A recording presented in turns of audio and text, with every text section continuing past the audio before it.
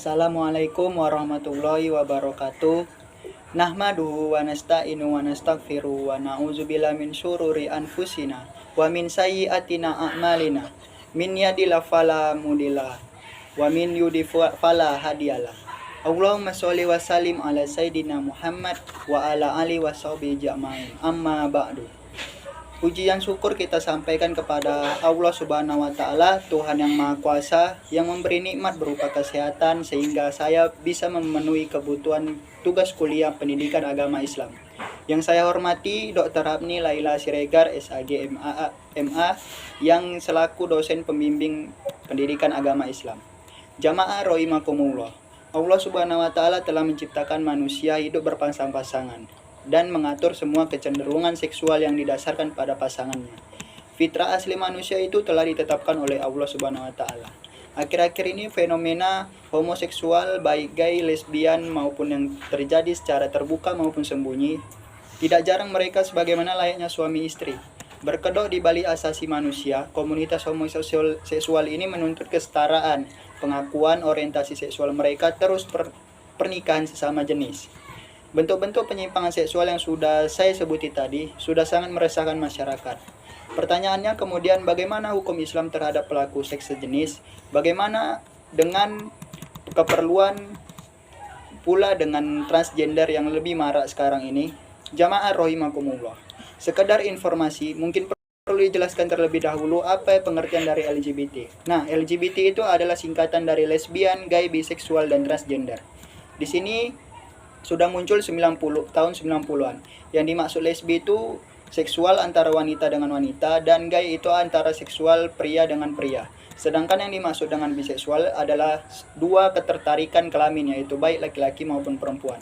Dari definisi yang telah dijelaskan tadi, kecenderungan seksual tersebut menyukai sesama jenis. Ini berarti berada pada kategori secara hukum syar'i pelaku homoseksual. Majelis Ulama Indonesia menegaskan bahwa terhadap jenis kelainan yang harus disembuhkan serta penyimpangan yang harus diluruskan.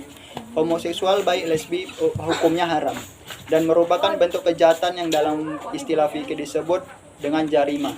Pelaku homoseksual baik lesbi maupun gay dikarenakan hukuman atau takzir oleh pihak yang berwenang.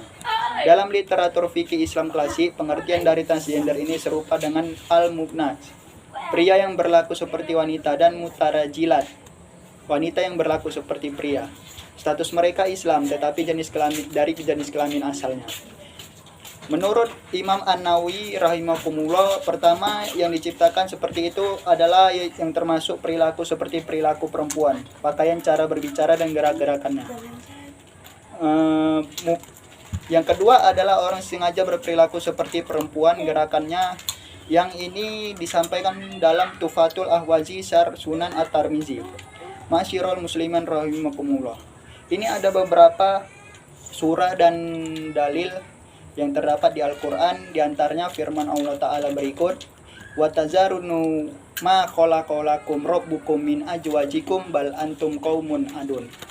Artinya, mengapa kamu mendatangi jenis lelaki di antara manusia dan kamu tinggalkan istri-istri yang dijadikan oleh Tuhanmu untukmu, bahkan kamu adalah orang-orang yang melampaui batas. Quran Surah Asy-Syura ayat 165-166.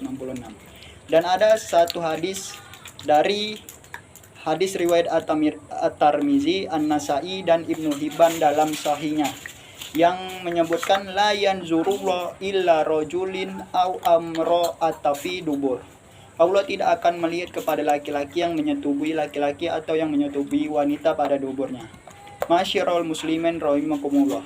Pelanggaran atau banyak ayat yang menerangkan ancaman buat mereka. Yang pertama itu, LGBT itu akan mendatangkan siksa dan bencana serta laknat Allah, Rasulullah, dan Rasulnya. Yang kedua, LGBT akan mendatangkan berbagai penyakit. Jamaah rahimakumullah, bila LGBT menjadi semacam virus mewabah di negeri kita, lantas bagaimana cara melindungi keluarga dan masyarakat dari LGBT? Nah, yang pertama itu ada pendidikan agama secara menyeluruh. Kualitas manusia akan terukur dari ketaatannya kepada Allah. Yang kedua, mengoptimalkan peran orang tua dan keluarga. Yang kedua itu pendidikan seks sejak usia dini. Yang keempat, komunikasi yang efektif antara orang tua dan anak serta memahami teman yang untuk bergaul. Yang kelima, antisipasi penggunaan media dan gadget. Sebuah awal pasti ada akhirnya. Itulah kenyataan dari dunia fana ini. Begitu juga dalam pidato saya yang saya sampaikan sekurang-kurangnya dapat memberikan pencerahan dan dapat dimengerti bagi para audien. Ada pula ketidaksempurnaan datang dari saya sebagai makhluk hidup yang tidak sempurna. Demikian, semoga bermanfaat. Wassalamualaikum warahmatullahi wabarakatuh.